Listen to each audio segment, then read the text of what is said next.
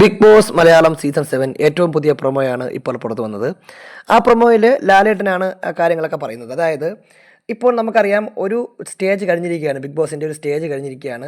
ഇനി വരുന്നത് വലിയ ടാസ്കുകളൊന്നും ഇല്ലാത്ത സമാധാനപരമായിട്ട് മുന്നോട്ട് പോകേണ്ട ഒരു സ്റ്റേജാണെന്നും ഇപ്പോഴാണ് നിങ്ങളുടെ വില, അതായത് പ്രേക്ഷകരുടെ വില ശരിക്കും മനസ്സിലാക്കേണ്ടതെന്നൊക്കെയാണ് ആ പ്രൊമോയിൽ പറയുന്നത്. ആരായിരിക്കണം ഈ സീസൺ വിജയിക്കുക എന്നുള്ള തീരുമാനിക്കാനുള്ള ഏറ്റവും അത്യന്താപേക്ഷിതമായിട്ടുള്ള അധികാരി നിങ്ങളാണ്, പ്രേക്ഷകരാണെന്നും നിങ്ങളുടെ വോട്ടുകളാണ് വിധി നിർണ്ണയിക്കാനുള്ള പ്രധാനപ്പെട്ട ഘടകമായി മാറുന്നതെന്നൊക്കെ ലാലേട്ടൻ പറയുന്നുണ്ട്. ടിക്കറ്റ് ടു ഫിനാലെ ടാസ്ക് പുരോഗമിക്കുകയാണ്.